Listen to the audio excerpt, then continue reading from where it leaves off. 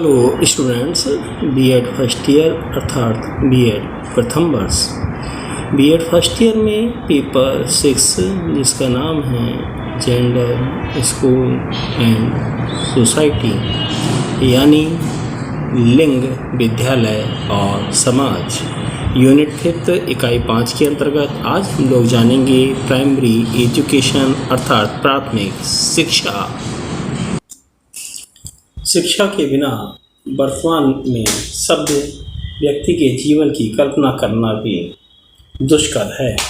शिक्षा के साथ व्यक्ति को वातावरण से अनुकूलन, अपनी अंतर्निहित शक्तियों का सर्वांगीण विकास करने, जीवन की दक्षता के विकास और अंतर्राष्ट्रीय शांति तथा अवबोध की स्थापना, समानता तथा विश्व बंधुत्व की स्थापना होती है। जिस प्रकार आलीशान भवन की नींव पर ही उसकी बुनियाद टिकी होती है, ठीक उसी प्रकार शिक्षा की नींव प्राथमिक शिक्षा पर टिकी होती है। प्राथमिक शिक्षा के बिना अन्य शिक्षाओं की कल्पना नहीं की जा सकती है और ये शिक्षा औपचारिक एवं अनौपचारिक दोनों ही प्रकार से प्रदान की जाती है। प्राथमिक शिक्षा लैंगिकता की अवधारणा के विकास के लिए महत्वपूर्ण स्थान रखती है। इस उम्र में शिक्षा का महत्व और आवश्यकता इस दृष्टि से भी अधिक है। प्राथमिक शिक्षा के अर्थ के स्पष्टीकरण से पूर्व यह जानना अपेक्षित है कि ये शिक्षा औपचारिक अर्थात विद्यालय और अनौपचारिक अभिकरण, परिवार, समाज इत्यादि के द्वारा प्राप्त होती है। औपचारिक अर्थों में प्राथमिक शिक्षा का प्रारंभ पूर्व प्राथमिक शिक्षा के पश्चात होता है। प्राथमिक शब्द का अर्थ है प्रारंभिक अथवा मुख्य। इस प्रकार प्राथमिक शिक्षा का अर्थ है प्रारंभिक शिक्षा या मुख्य शिक्षा। प्रारंभिक इस शिक्षा को इस हेतु कहा जाता है कि ये बच्चों को प्रारंभ में ही दी जाती है और मुख्य इसलिए कहते हैं कि ये आगे की शिक्षा की नींव है। ये शिक्षा सामान्यतया कक्षा 1 से 5 तक की शिक्षा कहलाती है, जिसका कार्यकाल 5 वर्ष का होता है और इसके अंतर्गत पढ़ना, लिखना अथवा अंकगणित की शिक्षा प्रदान करना है। अनौपचारिक रूप से प्राथमिक शिक्षा को बालकों को परिवार में प्राप्त होती है। दैनिक जीवन के व्यवहार इत्यादि से अवगत कराकर प्राथमिक शिक्षा की नींव पर ही शिक्षा का विशाल प्रसार खड़ा होता है। प्राथमिक शिक्षा के विकास को विभिन्न कालों में विभक्त कर अध्ययन की सुविधानुसार इस प्रकार से समझाया जा सकता है। प्राथमिक शिक्षा का विकास, जिसको 3 भागों में बांटा गया है, वैदिक काल, मध्यकाल, आधुनिक काल। और इस प्राथमिक शिक्षा के विकास में वैदिक काल को फिर 2 भागों में बांटा गया है, पूर्व वैदिक काल और उत्तर वैदिक काल। इसके बाद आपका आधुनिक काल, इसको भी 2 भागों में बांटा गया है, ब्रिटिश काल और स्वतंत्रता के पश्चात। वैदिक काल के अंतर्गत पूर्व वैदिक काल में प्राथमिक शिक्षा का औपचारिक रूप से चलन न होकर परिवार में ही अनौपचारिक रूप से प्राथमिक शिक्षा के चलन का संकेत प्राप्त होता है। संयुक्त परिवारों का प्रचलन था, जिसमें बालकों को व्यवहार ज्ञान और पढ़ने लिखने तथा अंकगणित की शिक्षा प्रदान की जाती थी। उत्तर वैदिक काल के अंतर्गत बौद्ध और जैन कालीन शिक्षाएं आती हैं, जहां मठों, विहारों में प्राथमिक शिक्षा प्रदान की जाती थी। नंबर 2, मध्यकाल। सल्तनत काल, मुस्लिम काल आदि के नाम से भी इस काल को जाना जाता था और इस शिक्षा का आरंभ कुरान खानी नामक सरकार जो 4 वर्ष 4 माह तथा 4 दिन में संपन्न कराया जाता था से होता था। ये शिक्षा मकतबों में प्रदान की जाती थी और बालक बालिकाएं प्रायः ये शिक्षा साथ साथ ग्रहण करते थे। इस शिक्षा के अंतर्गत कहानियाँ, कविताओं, कुरान की आयतों का कंठस्थीकरण कराया जाता था। साथ ही व्यावहारिक ज्ञान भी बालक बालिकाओं को प्रदान कराया जाता था। तीसरा बिंदु आता है हमारा आधुनिक काल। भारत में जो प्राथमिक शिक्षा का स्वरूप हमें प्राप्त होता है वह ब्रिटिश काल की देन है। 1510 में ही पुर्तगाली व्यापारियों ने गोवा, कोचीन इत्यादि में प्राथमिक विद्यालयों की स्थापना की, परंतु ब्रिटिश ईसाइयों तथा अंग्रेजी सरकार ने इस क्षेत्र में सराहनीय तथा स्थानीय प्रयास किया है।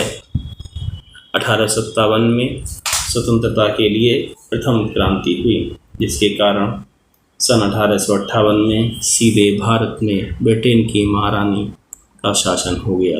1857 में सरकार ने प्राथमिक शिक्षा प्रारंभ की तथा 1882 में भारतीय शिक्षा आयोग हंटर आयोग की नियुक्ति की गई, जिसके युवाओं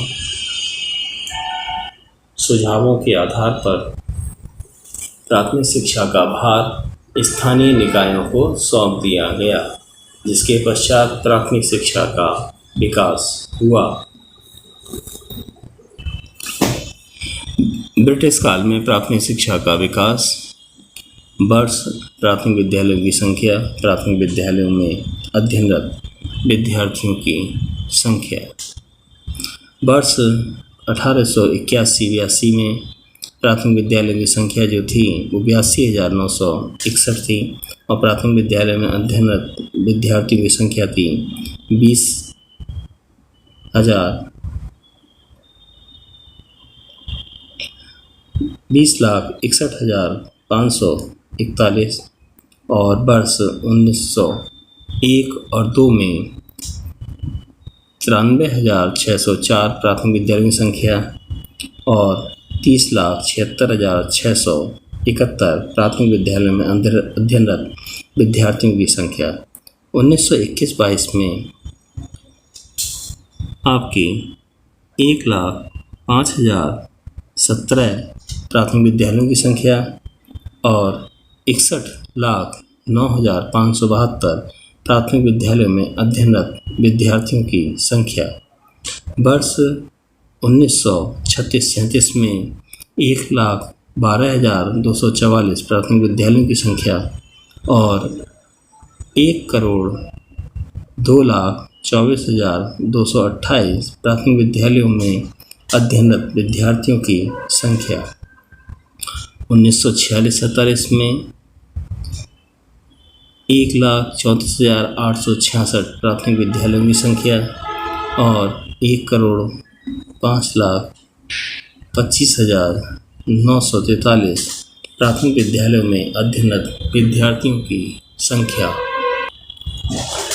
15 अगस्त 1947 को भारत स्वतंत्र हुआ और स्वतंत्र भारत में शिक्षा चुनौतीपूर्ण विषयों में से एक थी, क्योंकि अंग्रेजी संवाद और निषेध आदि के सिद्धांतों से भारतीय शिक्षा का मार्ग अवरुद्ध हुआ था। प्राथमिक शिक्षा के विषय में धारा 45 में स्पष्ट निर्देश है कि राज्य इस संविधान के लागू होने के समय से 10 वर्ष के अंदर 14 वर्ष तक की आयु के बच्चों को अनिवार्य एवं निःशुल्क शिक्षा की व्यवस्था करेगा। ये सेतु 1951 से पंचवर्षीय योजनाओं द्वारा प्राथमिक शिक्षा के उन्नयन हेतु कार्य किए गए। 1957 में केंद्र में अखिल भारतीय प्राथमिक शिक्षा परिषद all India council of elementary education की स्थापना की गई। कोठारी आयोग 1964-66 में शैक्षिक अवसरों की समानता पर बल, अपव्यय तथा अवरोधन की कमी हेतु सुझाव, राष्ट्रीय शिक्षा नीति 1986 द्वारा ऑपरेशन ब्लैक बोर्ड का शुभारंभ किया गया। प्राथमिक शिक्षा की प्रगति हेतु आश्रम विद्यालय, मध्याह्न भोजन योजना, सर्व शिक्षा अभियान, जिला प्राथमिक शिक्षा कार्यक्रम, जिला गारंटी योजना, छात्रवृत्ति, मुफ्त पोषक और पुस्तकें और तथा अनिवार्य और निःशुल्क शिक्षा के क्षेत्र में कार्य किए जा रहे हैं, जिससे प्राथमिक शिक्षा में वृद्धि होती है। इस प्रकार से हम इसको बहुत अच्छी तरीके से समझ सकते हैं। भारत में प्राथमिक शिक्षा की समस्याएं, problem of primary education in India. स्वतंत्र भारत में प्राथमिक शिक्षा के मार्ग में कई समस्याएं तथा अवरोध हैं और ये अवरोध शहरी, ग्रामीण, बालक तथा बालिकाओं से भी संबंधित हैं। प्राथमिक शिक्षा को अवरुद्ध करने के में पारिवारिक आर्थिक स्थिति, राष्ट्रीय राजनीतिक, ग्राम एवं शहरी क्षेत्र तथा लैंगिकता आदि की भूमिका महत्वपूर्ण है। प्राथमिक शिक्षा की समस्याएं सम्मिलित रूप से भारतीय संदर्भ में निम्नलिखित हैं। नंबर 1, दोषपूर्ण शिक्षा प्रणाली, पाठ्यक्रम तथा शिक्षण विधियां इत्यादि। नंबर 2, शिक्षा के प्रति जागरूकता का अभाव, निर्धनता, प्राथमिक शिक्षा को गंभीरता से न लेना, योग्य एवं प्रशिक्षित अध्यापकों का अभाव होना, विद्यालय में दूर होना एवं असमान वितरण, जाति पाति तथा ऊंच नीच भेदभाव, लैंगिक स्वभाव, सह शिक्षा के प्रति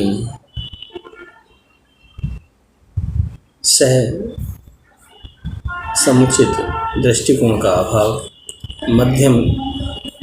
माध्यम की समस्या, वित्तीय एवं संसाधनों की समस्या, राजनीतिक कारक, घरेलू कार्यों में संलग्नता, पर्दा प्रथा, बाल विवाह आदि भौगोलिक विषमताएं, अपव्यय तथा अवरोधन। Thanks for watching. धन्यवाद।